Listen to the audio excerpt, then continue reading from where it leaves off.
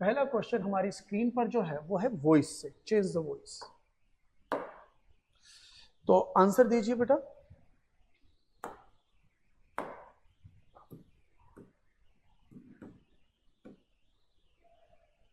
Answer दीजिए। The share holder will elect him a director.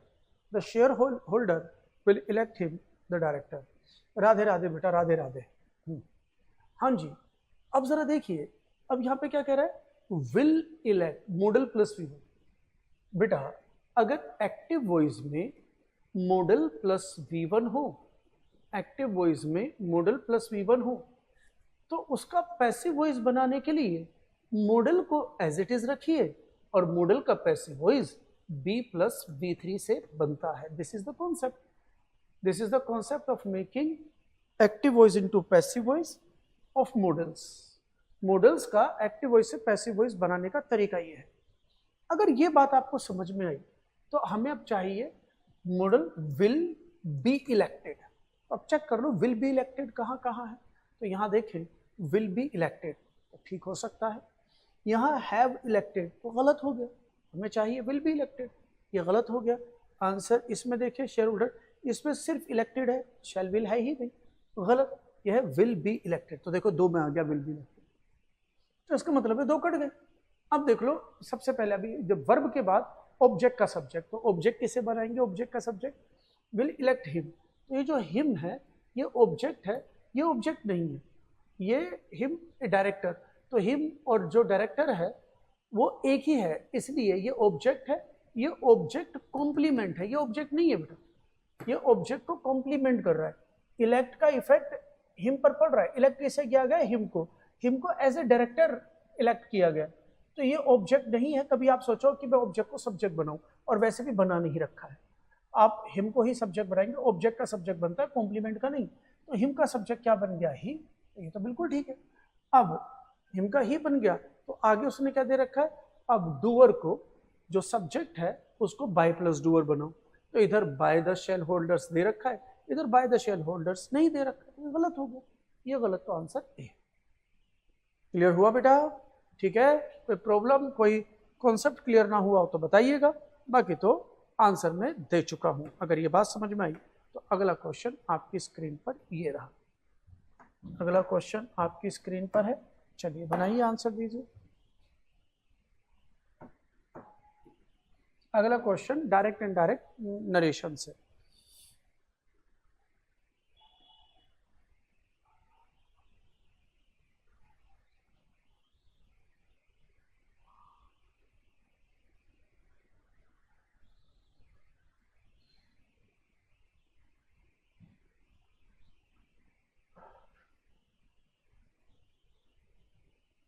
देखो तुमने जो सेंटेंस भेजा है ना बेटा, दे will not sanction without permission, they will not sanction without permission, क्यों बिना परमिशन के ना सैंक्शन नहीं करेंगे, कॉपी करना।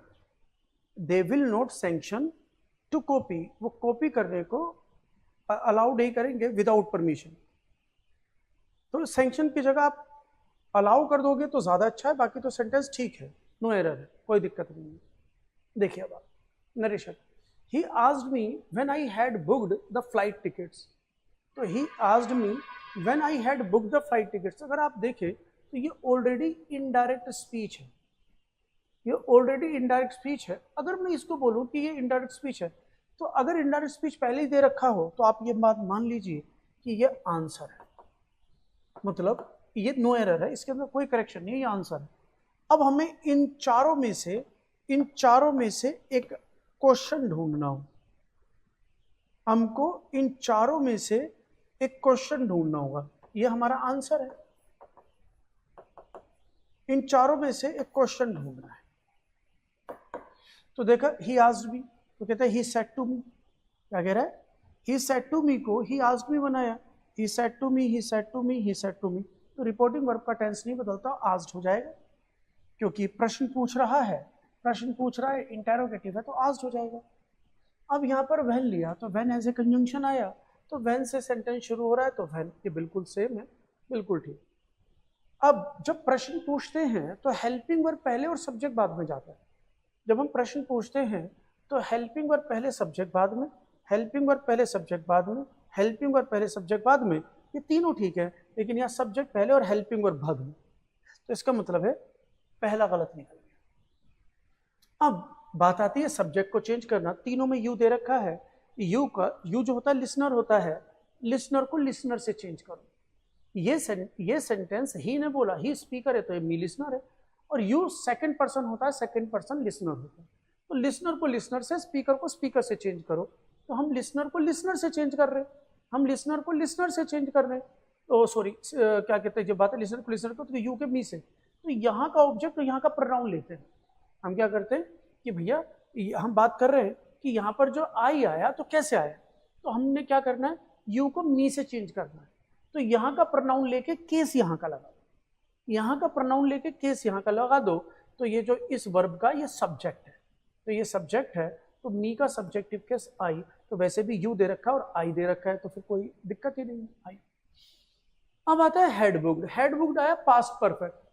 अब पता है जो पास्ट परफेक्ट है, जो आंसर आता है पास्ट परफेक्ट, पास्ट परफेक्ट अगर हमें आंसर लेना हो तो बेटा past perfect answer past indefinite से आता है, past perfect answer present perfect से आता है, क्योंकि आप पास्ट इंडेफिनिट को भी पास्ट परफेक्ट बनाते हो, पास्ट इंडेफिनिट का भी कोरिस्पोंडिंग पास्ट पास्ट परफेक्ट होता है, प्रेजेंट परफेक्ट का भी कोरिस्पोंडिंग पास्ट पास्ट परफेक्ट होता है। और बेटा अगला अगर हम बात करें तो पास्ट परफेक्ट को नो चेंज, तो पास्ट परफेक्ट का भी पास्ट परफेक्ट बन जाता है। तो मतलब अगर ये डायरेक्ट स्पीच में ये तीन दे रखे हों तो इनडायरेक्ट स्पीच में पास्ट परफेक्ट आंसर बनता है। तो अब हमारा आंसर इन तीनों में से एक है, तो अब आप जरा चेक कर लो। अब व्हेन डू यू बुक, तो डू से पता चला प्रेजेंट, बुक से इंडेफिनिट, प्रेजेंट इंडेफिनिट, भाई प्रेजेंट इंडेफिनिट को पास्ट इंडेफिनिट बनाते हैं, पास्ट परफेक्ट नहीं, ये गलत। अब कह रहा है डिड यू बुक, ये पास्ट इंडेफिनिट, डिड मतलब ये V2, V2 मतलब पास्ट इंडेफिनिट है ना, तो पास्ट इंडेफिनिट, तो यहाँ पर इंटेरोगेटिव है तो डिड प्लस V1, तो ये डिड प्लस V1 तो ये पास्ट इंडेफिनिट, तो ये आंसर हो सकता है। लेकिन एक बार और देख लो, प्रेजेंट कॉन्टिन्यूअस, तो प्रेजेंट कॉन्टिन्यूअस को पास्ट परफेक्ट बनाते नहीं है, तो ये गलत, तीन गलत हो गए, तो आंसर ये रहा पास्ट इंडेफिनिट। पास्ट इंडेफिनिट को पास्ट परफेक्ट बनाओगे तो आंसर हो जाएगा बी, आंसर हो जाएगा बी। अब बताइए क्लियर हुआ कि नहीं? ठीक है, अगला क्वेश्चन आपकी स्क्रीन पर, again narration, again narration.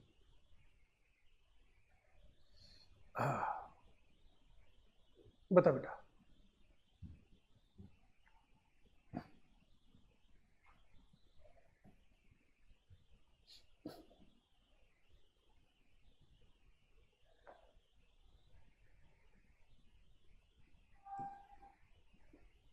She said, the stars are shining brightly tonight. बना लिया? चलो अब देखें। तो she said, तो ये असर्टिव सेंटेंस है और लिसनर है नहीं, असर्टिव सेंटेंस है लिसनर है नहीं, जब लिसनर नहीं होता तो सेड को सेड रखते हैं, तो she said, she said, she said और she asked। तो बेटा असर्टिव सेंटेंस है, पूछ नहीं रहा बता रहा है, और अगर पूछ रहा होता तो asked, बता रहा होता है तो told या said। told तब लगाते जब लिसनर होता, लिसनर है नहीं तो इसलिए गलत हो। अब कोमा इन्वर्टेड कॉमास की जगह दैट, असर्टिव है ना बेटा, असर्टिव है तो कोमा इन्वर्टेड कॉमास की जगह दैट चाहिए, तो यहाँ दैट नहीं है तो ये गलत, तो यहाँ दैट है तो शी सेड, इधर भी दैट नहीं है तो ये गलत, तो आंसर ये रहा, शुरू में आ गया। तो she said that the stars were shining, present continuous को पास्ट कंटीन्यूअस बना दिया। ठीक है बेटा, ठीक है बच्चे, तो अगर ये बात क्लियर है तो आंसर। अब अगला क्वेश्चन आपकी स्क्रीन, अगला क्वेश्चन आपकी स्क्रीन पर देखिए। अगला सेंटेंस है सेंटेंस अरेंजमेंट। देखो सेंटेंस अरेंजमेंट, रीडिंग, हम जो डिस्कस कर रहे हैं बेटा, प्रीवियस ईयर की रीडिंग भी, वोकैबुलरी भी और ग्रामर भी। तो अभी हमने वॉइस और नरेशन से ग्रामर किया, अब हम थोड़ा सा रीडिंग करते हैं। तो रीडिंग में हम देख रहे हैं सेंटेंस अरेंजमेंट। आइए बनाइए, मुझे बताइए ABCD क्या आंसर होगा, ABCD क्या आंसर होगा 2024 का पैटर्न। और देख लीजिए, अब 4 नहीं, वैसे तो एग्जामिनर 4 ही सेंटेंस देता है अरेंज करने के लिए, लेकिन यहाँ 5 है, 1 2 3 4 5। अब 5 सेंटेंस, 1 2 3 4 5 सेंटेंस को अरेंज करना है। बताइए ABCD, जल्दी बताइए। दिया। चलिए बेटा मैं फिर बता रहा हूँ करने का तरीका, पहले इसे नहीं देखना, आपको पहले सीक्वेंस देखना है। आप पहले सीक्वेंस देखें तो सीक्वेंस देखेंगे तो क्या हो जाएगा, D A E B, D A E B. इसके अंदर हमें सबसे पहला सेंटेंस देखें तो पहला सेंटेंस या तो डी होगा, पहला सेंटेंस या फिर ए होगा, पहला सेंटेंस या फिर बी होगा, और पहला सेंटेंस या फिर ई होगा। मतलब सी पहला सेंटेंस नहीं हो सकता, और वैसे भी नहीं हो सकता, प्रेपोजिशन से सेंटेंस शुरू जनरली नहीं होता। तो मतलब ये पहला नहीं है, पहला इन तीनों में से, इन चारों में से एक है। पहले पढ़ते हैं he had to take the bus. तो ये हमारा सब्जेक्ट है, ये वर्ब है, had to take the bus, उसे बस लेनी पड़ी, उसे बस लेनी पड़ी। वैसे प्रोनाउन से सेंटेंस शुरू नहीं होता, पहले नाउन आता है, इसलिए इसको हम अभी क्वेश्चन मार्क में रख लेते हैं, इसको पहला नहीं मानते।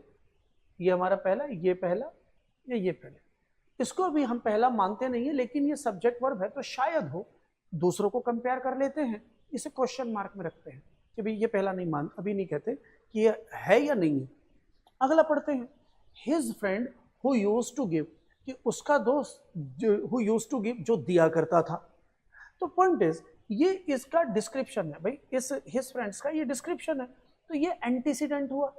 तो बेटा एंटीसीडेंट है तो या तो ये किसी सेंटेंस का सब्जेक्ट होगा या फिर किसी सेंटेंस का ऑब्जेक्ट या फिर कॉम्प्लीमेंट, लेकिन क्लैरिटी नहीं है, तो जब तक इससे पहले कुछ नहीं होगा तो बात समझ में आएगी नहीं। तो यहां से ये समझ में आ गया ये पहला नहीं हो सकता, बी पहला नहीं हो सकता। अब अगर बी पहला नहीं हो सकता तो हमारा डी कट गया। एलिमिनेट करते रहो, एलिमिनेट करते रहो, इसे एलिमिनेट नहीं कर सकते क्योंकि डाउट में भी, तो ये हमारा पहला हो नहीं सकता।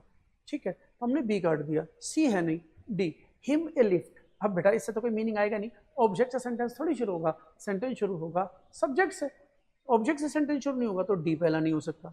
अगर डी पहला नहीं हो सकता तो भाई डी काट दो, डी पहला नहीं हो सकता तो डी काट दिया। अब never learn to drive, never learn, यहाँ पे नेवर लिखा, लर्न, लर्न मतलब वर्ब की सेकंड फॉर्म पास्ट इंडेफिनिट, तो सब्जेक्ट, ये वर्ब बिना सब्जेक्ट के आएगी नहीं, इसमें सब्जेक्ट नहीं है तो ये भी नहीं है, इसमें सब्जेक्ट नहीं है तो ये भी नहीं है, तो ई भी काट दो, तो मैंने ई भी काट दिया। तो आंसर क्या बचा, बी। आ गया आंसर, आंसर आ गया, ये रहा बी जो है आंसर है, ए सी ई बी डी, ए सी ई बी डी, ये आंसर है। तो अब जस्टिफाई कर लो, अब जस्टिफाई कर लो इसे।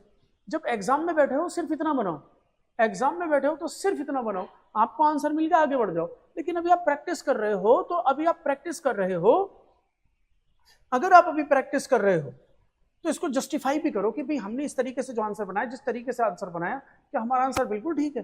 तो चलिए देखो, ए को पहला मान लिया, फिर कहता है सी को दूसरा मान लिया, तीसरा ई तीसरा मान लिया, फिर बी, तो बी चौथा मान लिया, और बेटा डी, ये हो गया हमारा फिफ्थ लास्ट। अभी सीक्वेंस में पढ़ दो। कहता है he had to take the bus, उसे बस लेनी पड़ी, ही कोई भी हो सकता है, ही को बस लेनी पड़ी, ही को बस लेनी पड़ी टू हिज ऑफिस, अपने ऑफिस के लिए, ही को अपने ऑफिस के लिए बस लेनी पड़ी, क्योंकि ही हैड, क्योंकि ही हैड, अब दो के बाद तीसरा, ही हैड नेवर लर्न, तो भाई उसे ऑफिस के लिए बस लेनी पड़ी क्योंकि उसने कभी सीखा ही नहीं था टू ड्राइव, ड्राइव करना कभी सीखा ही नहीं था, उसने ड्राइव करना कभी सीखा ही नहीं था। तीन के बाद चौथा, एंड हिज फ्रेंड, उसने ड्राइव करना कभी सीखा नहीं था, और जो उसका दोस्त था ना, उसका दोस्त हु यूज्ड टू गिव, उसका दोस्त जो था, कौन सा दोस्त, जो उसे दिया करता था, क्या दिया करता था, चौथा। पांचवा, हिम ए लिफ्ट, जो उसे लिफ्ट दिया करता था, वाज ऑन अ वेकेशन, वो छुट्टी पर था। कहता है ही को, कोई ही है XYZ, ही को अपने ऑफिस के लिए बस लेनी पड़ी क्योंकि उसने कभी ड्राइविंग सीखी नहीं थी, लेकिन उसका जो दोस्त था ना, वो दोस्त उसका उसे लिफ्ट दिया करता था, और वो आज दोस्त छुट्टी पर था, तो इस वजह से उसे बस लेनी पड़ी, वरना वो रोजाना अपने दोस्त के साथ लिफ्ट लेकर ऑफिस जाया करता था। अब बताओ समझ में आया, तो मतलब जस्टिफाई भी हो गया। तो इस तरीके से आंसर बनाओ। और बेटा मैंने CMC ऐप के अंदर, CMC ऐप के अंदर ये सब मैंने समझा रखा है। CMC ऐप के अंदर आप जाएंगे, रीडिंग स्किल के सेक्शन में रीडिंग स्किल के सेक्शन में आप जाएंगे तो वहां पर आपको सेंटेंस अरेंजमेंट की वीडियो मिल जाएंगी, जिसमें मैंने सेंटेंस अरेंजमेंट को करने के तरीके बता रखे हैं, सारे फॉर्मेट समझा रखे हैं, आप जाकर देख लीजिए।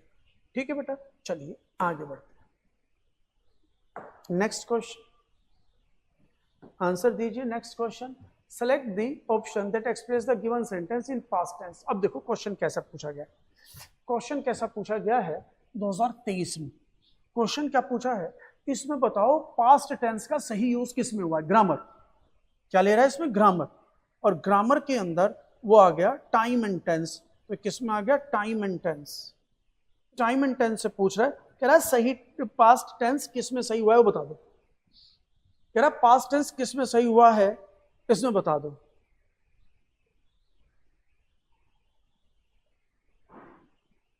गब्बर अली, गब्बर अली, वालेकुम अस्सलाम, जन्नत मुकाम, दोज़ख हराम व रहमतुल्लाहि व बरकातुहू।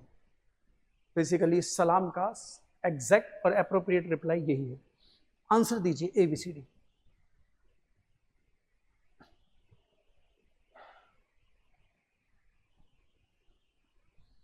हाँ, सुबह 11 बजे इसकी क्लास। अब मैंने आज से क्लास शुरू कर दी है कॉम्प्रीहेंशन की, वहाँ पर उससे क्या कहते हैं 11 बजे सेंटेंस अरेंजमेंट खत्म करके मैंने क्लास शुरू कर दी है कॉम्प्रीहेंशन की, तो वो भी आपको 2-3 दिन में कॉम्प्रीहेंशन की भी मिलने लगेगी। रिकॉर्ड करना शुरू कर दिया, आज पहली क्लास थी कॉम्प्रीहेंशन की। हाँ जी, आइए। अब कहता है पास्ट टेंस, तो देखो इसके अंदर पास्ट टेंस का सही यूज, तो कहता है द डिक्लेरेशन विच विल। बेटा ये पूछ रहा है कि पास्ट टेंस का फॉर्म बताओ कौन सा है, एक्सप्रेस कर रहा है, कौन एक्सप्रेस करता है पास्ट टेंस। तो बेटा विल से तो फ्यूचर हो गया ना, विल से फ्यूचर हो गया, गलत। पर बेटा कम, कम वर्ब की फर्स्ट फॉर्म। अब अगर कम वर्ब की थर्ड फॉर्म भी हो सकती थी, लेकिन उससे पहले हैव का फॉर्म चाहिए था, है नहीं, वर्ब की फर्स्ट फॉर्म प्रेजेंट होती है, तो ये गलत। अब केम वर्ब की सेकंड फॉर्म ये हो सकती है आउट ऑफिस, आर डिपेंडेबल। बेटा आर तो फिर प्रेजेंट हो गया ना, आर तो प्रेजेंट हो गया, तेरा पास्ट टेंस किस में यूज हुआ है वो बताओ। तो बेटा ये भी गलत, अब ये भी गलत। विच केम, तो केम से पता चला वर्ब की सेकंड फॉर्म, और वर से पता चला वर्ब की सेकंड फॉर्म, ये भी, ये बी वाली वर्ब, ये डू वाली वर्ब, दोनों में पास्ट है। ये रहा, देख लो क्वेश्चन क्या पूछा है, ग्रामर पूछ रहा है कि आपको ग्रामर आता है कि नहीं आता, और टेंस से पूछ रहा है बताओ पास्ट टेंस किस में यूज हुआ है ढंग से। तो the declarations which came out from that office, वो डिक्लेरेशन जो ऑफिस से निकल कर आई थी, वर नॉट डिपेंडेबल, वो डिपेंडेबल नहीं थी। ये मीनिंग क्लियर हुआ कि नहीं। इजी इजी क्वेश्चन बेटा, इतनी इजी इजी क्वेश्चन। चलिए next question, select the sentence with the appropriate use of adverb. अब कह रहा है एडवर्ब ऑफ मैनर, क्लास में कितना करवाया होगा बेटा एडवर्ब ऑफ मैनर, याद करो, मैंने याद कर करवाया, manner, place, time, reason, MPTR। M stands for manner, ये जो मैनर है, ये मैनर है, ये प्लेस है, ये टाइम है, ये रीजन है। तो बेटा ये सारे MPTR जितना भी है सब एडवर्ब होता है, सब एडवर्ब होता है कि मैनर, प्लेस, टाइम, रीजन, ये सब एडवर्ब होता है। तो इसमें कह रहा है एडवर्ब ऑफ मैनर बता दो कि किसमें एडवर्ब ऑफ मैनर का सही रिप्लाई आया है, किसमें एडवर्ब ऑफ मैनर का सही रिप्लाई आया, मतलब एडवर्ब ऑफ मैनर किसमें यूज हो रखा है। तो बेटा अब अगर आप देखें ही डन, सेंटेंस तो वैसे गलत है भाई, अगर एडवर्ब ऑफ मैनर, इसे मान भी लो एडवर्ब ऑफ मैनर, लेकिन डन V3 डायरेक्ट आएगा ही नहीं बिना हैव की फॉर्म के, ये हैव की फॉर्म के बिना है ही आ ही नहीं सकता वर्ब की third form as a main verb, तो गलत हो गया। और रेगुलरली वैसे भी एडवर्ब ऑफ मैनर नहीं होता, ये एडवर्ब ऑफ फ्रीक्वेंसी होता है, ये एडवर्ब ऑफ फ्रीक्वेंसी होता है। रेगुलरली बिल्कुल, note, never, note never, always, note never, always, frequently, ये इनकी कैटेगरी में आता है। फ्रीक्वेंटली, स्टिल, है ना, ऑलरेडी, ये होते हैं adverb of manner, adverb of frequency. और एडवर्ब ऑफ फ्रीक्वेंसी को हम हेल्पिंग वर्ब और मेन वर्ब से पहले लिखते हैं जनरली। तो ये हमारे एडवर्ब ऑफ फ्रीक्वेंसी है, तो ये तो गलत है। अब he has just done his work, तो देखो ही हैज जस्ट, तो जस्ट भी हमारा जस्ट भी एडवर्ब ऑफ फ्रीक्वेंसी होता है, तो ये भी नहीं, गलत हो गया। He does his work carefully, वह अपना काम करता है हाउ, क्योंकि जो मैनर है, मैनर हाउ का रिप्लाई होता है कि एक्शन कैसे हुआ, तो ही डज वह करता है अपना काम, वह अपना काम करता है हाउ कैसे करता है, कह रहा है केयरफुली बड़ा सावधानी से, तो it is adverb of manner, ये एडवर्ब ऑफ मैनर है, आंसर ये रहा।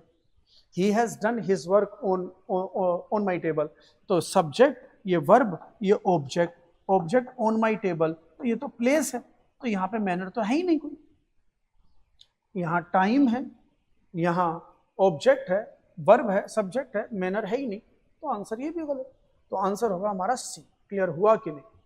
तो देख लो क्वेश्चन ये 2022 में पूछा गया एडवर्ब को, तो ग्रामर भी पूछ रहा है, सीधे सीधे ग्रामर भी पूछ रहा है वो, कि आप प्रेपोजिशन, कंजंक्शन, इंटरजेक्शन, है ना, एडवर्ब, टेंस, इन सबको भी पहचानो। बताएं बेटा।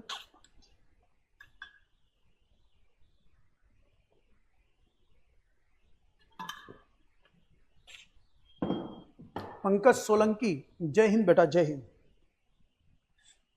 हाँ जी, अब इसके अंदर देखो, Ravi was praised for his dash leadership, तो फिर डैश देखो, पॉजेसिव एडजेक्टिव आया, पॉजेसिव एडजेक्टिव आया, तो फ्रेज का लास्ट वर्ड नाउन, तो लीडरशिप कैसी है वो बताओ, एडजेक्टिव। अब आपको लॉजिकल बेटा एक एडजेक्टिव निकालना है, अब आपको एक एडजेक्टिव के रूप में वर्ड लिखना है और उसका मीनिंग आना चाहिए। अब मीनिंग आना चाहिए तो पता ये क्या हो गया, ये ट्रांसलेशन बेस्ड हो गया, ये क्वेश्चन हो गया ट्रांसलेशन बेस्ड, और जो ट्रांसलेशन बेस्ड क्वेश्चंस होते हैं उन्हीं को मैं कहता हूं बेटा सेंटेंस, लॉजिकली सेंटेंस ठीक हो, कि आप लॉजिकली सेंटेंस को ठीक करें। सेंटेंस दो तरीके से ठीक होता है, ग्रामेटिकली और लॉजिकली। ये लॉजिक आपसे मीनिंग जानना चाह रहा है, ये मीनिंग के जरिए ठीक होगा। वे बताओ, he was praised, Ram was praised, Ram की प्रशंसा की गई, किस लिए, फॉर डैश लीडरशिप, राम की प्रशंसा किस लिए की गई, उसकी XYZ लीडरशिप के लिए। तो बताओ लीडरशिप कैसी हो सकती है कि उसकी वजह से उसकी प्रशंसा हो, कैसी लीडरशिप होगी जिसकी वजह से उसकी प्रशंसा हुई, तो अब क्या कहता है, इमेजिनरी लीडरशिप। अरे भाई सिर्फ सोच रहे हो लीडरशिप के लिए, ओहो मैं तो देश का राष्ट्रपति प्रधानमंत्री होता, तो ऐसी लीडरशिप की प्रशंसा होगी नहीं। बट अब ये लॉजिक है, इसमें ग्रामर नहीं है, वो जानना चाहता है कि शब्दों का सही इस्तेमाल आता है कि नहीं आता है, स्टूडेंट्स को मीनिंग निकालना आता है कि नहीं आता है, लॉजिक। तो विजनरी होता है जब हम आगे की चीज का विजन लेके चलते हैं, भविष्य का विजन लेके चलते हैं, कि जब हम लीडरशिप ऐसी कि आज ऐसा कदम उठाया जाए कि भविष्य के लिए बेहतर, हमारा भविष्य बेहतर हो जाए, तो इसे कहते हैं विजनरी। आंसर ये है। और लीडरशिप जादुई लीडरशिप, क्योंकि मैजिकल हो जाएगा, जादुई लीडरशिप। भाई जादुई लीडरशिप कोई जादू नहीं करता आजकल के समय में, कलयुग में भैया, कलयुग में जादू नहीं होते लीडरशिप, फिर तो वही इमेजिनरी हो जाएगी ना।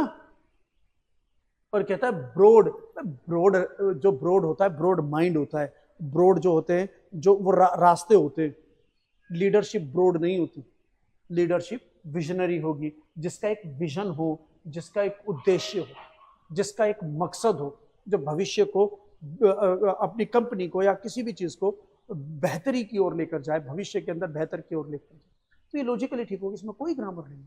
तो विजनरी रिलेशनशिप, वो लीडरशिप, सॉरी। क्लियर हो गया ना बेटा? चलिए अगला क्वेश्चन। तो देखो मैं आपको बता रहा हूं बेटा, देखो कैसे कैसे क्वेश्चन पूछता है, इसलिए मैं तरीके के क्वेश्चंस लेकर आता हूं। The doctor directed the nurse, doctor ने निर्देश दिए नर्स को टू एडमिनिस्टर, कि भाई एडमिनिस्टर करे and medicine and dash medicine to the patient, patient को XYZ मेडिसिन दे। Same logical based, logic based, translation based question, कोई ग्रामर नहीं है इनमें, आप मीनिंग निकालो और आंसर दो, कोई ग्रामर नहीं। डॉक्टर ने कहा कि भैया कि तू इसको, पेशेंट को XYZ मेडिसिन दे दे, तो कैसी मेडिसिन, ऑफिशियल मेडिसिन दे दे, मतलब एक फॉर्मल मेडिसिन ऑफिशियल होती है क्या, कोई मीनिंग ही नहीं आएगा।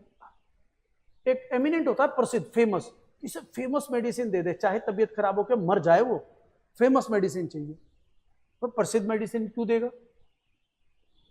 अब इनसाइटफुल, बेटा इसका मीनिंग क्या होता है? इनसाइटफुल, किसी भी चीज को अंदरूनी रूप से ढंग से समझ लेना, इसको कहते हैं फुल अंडरस्टैंडिंग, किसी की चीज की फुल अंडरस्टैंडिंग।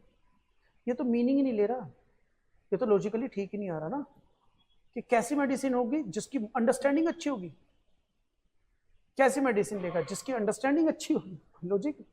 ऑल्टरनेटिव, ऑल्टरनेटिव मतलब कि हमारे पास एक मेडिसिन है, ये खत्म हो गई है तो इसका ऑल्टरनेटिव दे दो। ऑल्टरनेटिव मतलब अगर ये मेडिसिन स्टॉक में नहीं है तो ये दे दो, लेकिन बिल्कुल यही होनी चाहिए, वही असर दिखानी चाहिए। ऑल्टरनेट, ऑप्शन, इसका दूसरा रूप ऑप्शन। ये कहता है ऑफिशियल, ये कोई फॉर्मल मेडिसिन। अबे भाई मेडिसिन फॉर्मल इनफॉर्मल ऑफिशियल थोड़ी होती है। फेमस मेडिसिन नहीं चाहिए हमें, हम चाहे फेमस ना हो, काम करने वाली मेडिसिन चाहिए। तो ये कह रहा है ऑप्शनल हो सकती है। ऑप्शनल किस लिए हो सकती है? ऑल्टरनेटिव हो सकती है, इसलिए हो सकती है कि भाई स्टॉक के अंदर ये मेडिसिन खत्म हो गई तो बिल्कुल ऐसी मेडिसिन दो कि जिस इसे खाकर इस मेडिसिन को लेकर जो इफेक्ट पड़ता वही इफेक्ट इस मेडिसिन को लेकर भी पड़ना चाहिए। This is the alternative. हो क्लियर हुआ कि नहीं हुआ? आगे बेटा next question. He always wants to be in the company of those who are intellectually superior than him. मतलब एरर ढूंढो, स्पॉट द एरर, एरर ढूंढो इसमें, स्पॉट द एरर। सेंटेंस पूरा ठीक है, एक जगह गलत है, अब बता दो किस जगह गलत है। बताइए, नो का आंसर दीजिए। सेंटेंस किस जगह गलत है ये बताइए। एरर, एरर के अंदर पूरा सेंटेंस ठीक होगा, बस एक ही जगह मिस्टेक होगी, उस एक जगह को आप ठीक कीजिए।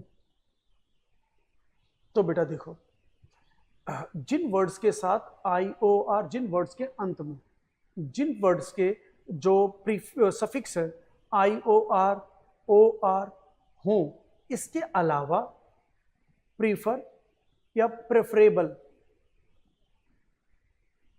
अगर ये शब्द आते हैं, जैसे इनसे रिलेटेड मैं शब्द भी लिख देता हूं, जैसे IOR या OR। तो जैसे IOR की बात करें, हमने कहा senior, IOR senior, junior, ulterior, exterior, है ना, इनकी बात करता है। OR जैसे मेजर, हम कहते हैं मेजर, माइनर। तो जब भी ये एडजेक्टिव्स आते हैं, ये एडजेक्टिव नहीं है, ये वर्ब है, ये एडजेक्टिव है और ये भी एडजेक्टिव है। जब भी ये शब्द आते हैं तो इन कंडीशन में हम देन कंजंक्शन का नहीं, इन कंडीशन में हम टू प्रेपोजिशन का यूज करते हैं। तो इन सब के साथ प्रेपोजिशन टू फिक्स्ड है। तो अगर आपको बात समझ में आ रही है तो इसके अंदर आ गया सुपीरियर, और सुपीरियर में IOR आ गया, और इन शब्दों के साथ देन नहीं, इन शब्दों के साथ टू, देन कंजंक्शन होता है और टू प्रेपोजिशन। तो इन शब्दों के साथ प्रेपोजिशन की आवश्यकता होती है, देन की नहीं, इसलिए आंसर ए हो। तो यहां पर आपको देन की जगह टू लिखना पड़ेगा, चाहे हिंदी मीनिंग समझ में आ रहा है या नहीं आ रहा है। अगर आपको कॉन्सेप्ट पता है तो आप आंसर दे सकते हो, बाकी मीनिंग समझ लो। He always wants to be in the company, वो हमेशा से चाहता है कि वो ऐसी कंपनी के अंदर हो, ऑफ दोज, उन लोगों की कंपनी में हो, हु आर इंटेलेक्चुअली सुपीरियर, जो दिमागी रूप से सुपीरियर हो टू हिम, उससे ज्यादा। कहता है वो इंसान ऐसी कंपनी में जाना चाहता है जहां इतने सुपीरियर लोग हो कि मैं सुपीरियर हूं लेकिन मेरे से भी ज्यादा सुपीरियर, मैं हमसे अपने से इंफीरियर लोगों की कंपनी में नहीं जाना चाहता, मुझे उस लेवल का सोचना पड़ेगा, मुझे अपने से सुपीरियर लोगों की कंपनी में जाना है ताकि मुझे उनसे, उनके पास जाकर कुछ सीखने को मिले। आंसर है। क्लियर हुआ कि नहीं हुआ? ठीक है। क्या बोल रहा हूं? सुपीरियर टू, ठीक है, ठीक है बेटा। ये तो हाँ जी, आइए देखो 2024 के क्वेश्चंस हैं, पहला वाला भी और ये भी। आई हैव, तो कितना इजी, कई बार पढ़ते के साथ बेटा कुछ इजी क्वेश्चन मैं इसलिए नहीं लाता कि आप उसके अंदर एरर ढूंढो। कुछ इजी क्वेश्चन लाने का जो मेरा मकसद होता है ना, वो ये होता है कि बेटा आपको मैं क्लास में डिफिकल्ट क्वेश्चन लाऊं तो आप तो डिप्रेशन में आ जाओगे, इतना डिफिकल्ट पेपर आता है। मैं आपके लिए इजी क्वेश्चन भी लेकर आता हूँ ये बताने के लिए, अरे भाई बहुत इजी भी क्वेश्चन आते हैं, बहुत इजी क्वेश्चंस आते हैं बेटा। ईयर 1 में देखो 2024 कहाँ, अभी बिल्कुल पास में आया, दूर का नहीं है क्वेश्चन।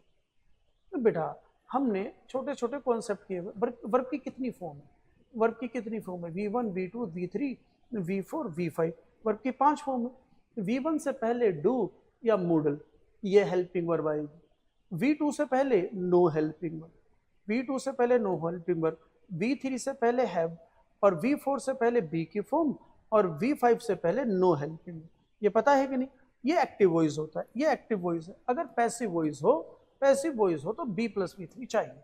वर्ब की ये फॉर्मेशन बेसिक है, तो आंसर इसमें से आ गया। और हैव के बाद B3 आ गया, कितनी बेसिक फॉर्मेशन है।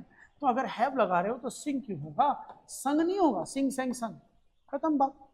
आई हैव सिंग की जगह आई हैव संग। तो I have sung let it go, मैंने ये गाया, लेट इट गो कि इसे जाने दो, before a crowd of thousands of people, कि भाई जो थाउजेंड्स ऑफ लोगों का जो क्राउड था उसके सामने मैंने ये इसे चेंट किया, इसे मैंने गाया, लेट इट गो, इसे जाने दो, लेट इट गो, इसे जाने। सुन रहे कितने इजी। तो फिर बता रहा हूं बेटा, ऐसे क्वेश्चन लाने का मेरा मकसद ये नहीं है कि आप इनमें सोल्व करो, ये बताने का मकसद ये भी है कि आसान, बहुत आसान आसान भी क्वेश्चन आते हैं। कई बार आसान क्वेश्चन में हम बड़ी बड़ी चीजें ढूंढने लगते हैं, जो चीजें इतनी आसानी से हो सकती है तो उनके अंदर क्यों ही इतना सोचना। देख, mister Suman asked me to pack my luggages. तो देखो बेटा, अगर मैं बताऊं, ये नाउन एरर है, ये नाउन एरर है। नाउन की अपनी अपनी कैटेगरी होती है, नाउन एरर है। नाउन की अपनी अपनी कैटेगरी होती है बेटा। कुछ नाउन सिंगुलर अनकाउंटेबल होते हैं, कुछ नाउन सिंगुलर अनकाउंटेबल होते हैं। अगर वो सिंगुलर अनकाउंटेबल है तो उनका प्लूरल संभव नहीं है। तो उनमें एक, जैसे लगेज है, जैसे लगेज है तो इसमें एस हट जाएगा, है ना। बैगेज है, लगेज है, बैगेज है, क्रोकरी है, स्टेशनरी है, इसके अलावा आपका फर्नीचर है, सीनरी है। ये सिंगुलर अनकाउंटेबल नाउन है। ब्रेड है, इनको प्लूरल नहीं बनाया जा सकता एसोरियस लगाकर, तो लगेजेस नहीं होगा, लगेज। इनको प्लूरल नहीं बनाया जा सकता एसोरियस लगा के, नाउन एरर है। अगर नाउन पढ़े होंगे तो नाउन का एक छोटा सा लिस्ट है, उस लिस्ट के अंदर सिंगुलर अनकाउंटेबल नाउन है, प्लूरल नहीं बना सकते। नेक्स्ट,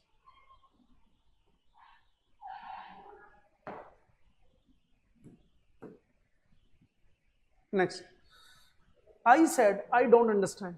बताइए, I said I don't understand 2024 दूर के नहीं है, इजी इजी क्वेश्चन। तो देखो, जब हमारे पास प्रिंसिपल क्लोज हो, सबऑर्डिनेट क्लोज हो, तो अगर प्रिंसिपल क्लोज पास्ट में हो ना, तो सबऑर्डिनेट क्लोज भी पास्ट में होगी। और ऐसा ऐसे मान के चलो, ऐसा 90% अप्लाई है, तो एक्सेप्शन हर जगह है। तो आई सेड दैट, तो यहाँ पे दैट हटा दिया, ये ऑप्शनल होता है दैट। आई होप दैट और आई होप दोनों ठीक। I hope she will help me और I hope that she will help me, ये दोनों ठीक है। I hope that she will help me या I hope she will help me, ये दोनों ठीक है। तो दैट ऑप्शनल होता है, तो मतलब ये प्रिंसिपल क्लोज है, ये सबऑर्डिनेट क्लोज है। तो प्रिंसिपल क्लोज अगर पास्ट हो गया तो इधर भी मुझे पास्ट चाहिए। तो अगर मुझे इधर पास्ट चाहिए तो डज तो प्रेजेंट है, गलत। और बेटा आई के साथ तो डज वैसे भी नहीं आ सकता, आई के साथ तो डू ही आता है। और बेटा जब हमें चाहिए पास्ट तो एम डूइंग, गलत हो जाएगा। और डन, डन पास्ट है, डन पास्ट है, लेकिन बिल्कुल अभी भी बताया V3 बिना हैव के फॉर्म के नहीं आता, तो ये भी गलत। तो आंसर डिडंट हो जाएगा। आई सेड आई डिडंट अंडरस्टैंड, मैंने कहा कि मैं नहीं समझा। आई सेड आई डिडंट अंडरस्टैंड। तो इतने इजी इजी क्वेश्चंस भी हैं, इतने इजी इजी भी क्वेश्चंस हैं। फिर बता रहा हूं बेटा, ऐसे क्वेश्चंस का मकसद आपको सिर्फ ये समझाना है कि आप बड़ी बड़ी बातें छोड़कर छोटी छोटी चीजों को अवॉइड करें तो ये बिगड़ पड़े, ये भी चीजें ठीक नहीं है। देखिए, आंसर दीजिए। The chair I have bought recently is costly then what I bought last year. अब देखो, इसमें ट्रांसलेशन में भी प्रॉब्लम हो सकता है कुछ बच्चों को, और एरर में भी। ऐसे क्वेश्चंस थोड़े से लेवल के होते हैं, ऐसे क्वेश्चंस लेवल के होते हैं।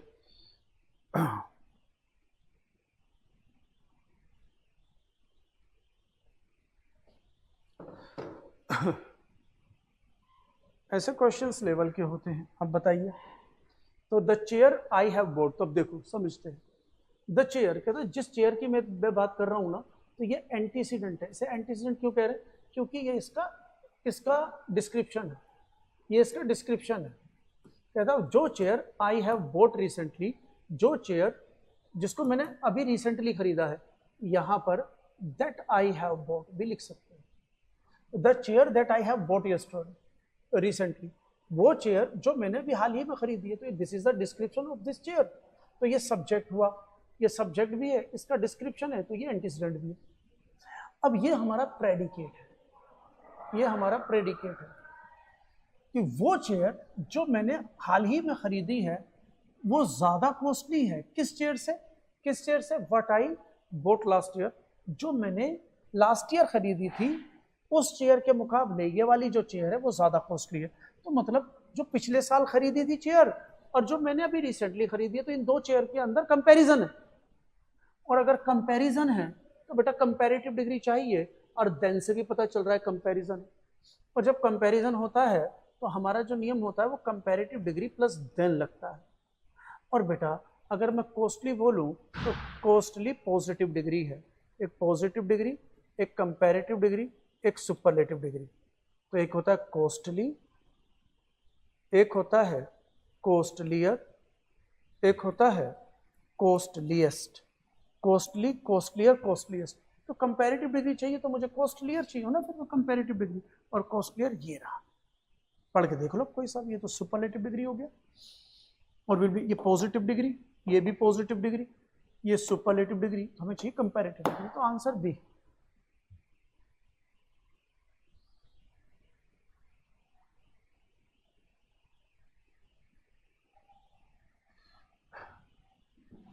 एक मिनट, नहीं बेटा एक्चुअली क्या है, इज कॉस्टलियर देन, यहां पर है ना, प्लीज प्लीज सही कह रहे हो, सेकंड में ना, सेकंड में कॉस्टलियर देन। अब है ना एक काम करना, ये ना अंडरलाइन कॉस्टलियर देन, यहां पर अंडरलाइन गलत हो गया, आपको सिर्फ इतना ही अंडरलाइन रखना है। ये थोड़ा टाइपिंग एरर है बच्चे, प्लीज प्लीज, टाइपिंग एरर है। बिल्कुल सही कह रहे हो कि देन, क्योंकि अगर इस कॉस्टलियर होगा तो देन होना चाहिए। अब दोनों में से कर लो, या तो इसे अंडरलाइन कर रहे हो, इसे अंडरलाइन कर रहे हो, तो कॉस्टलियर के साथ देन आएगा। ये टाइपिंग एरर हो गया। बिल्कुल सही बात, एक्सीलेंट बेटा, I am proud of you cyclone, I am proud of you. ये टाइपिंग एरर हो गया थोड़ा सा ना, अंडरलाइन का, या इधर कहीं गड़बड़ हो गई है, क्योंकि कंपैरेटिव डिग्री के साथ देन आएगा, कंपैरेटिव डिग्री के साथ देन आएगा।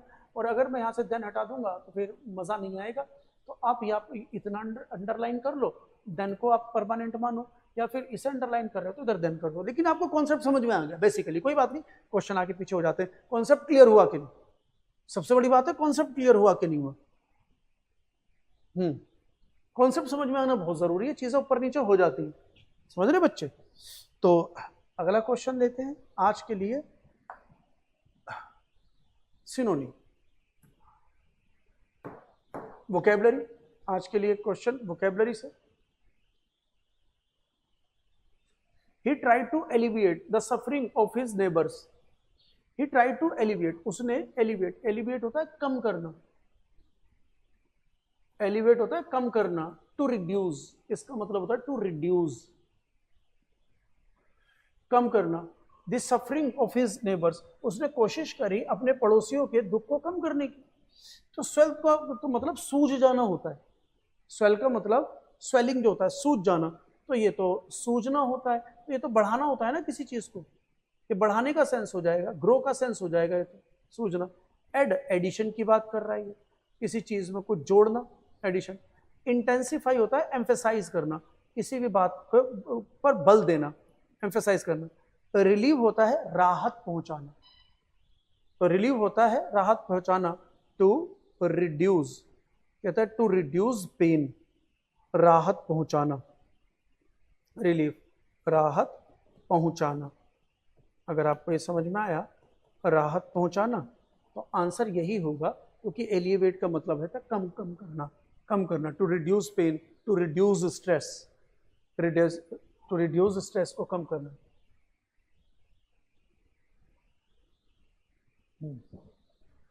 ठीक है, चलिए एक और करते हैं आज के लिए, एक और कर लेते हैं। चलो टिमिड, तो जो टिमिड है ये हमारा एंटोनिम है।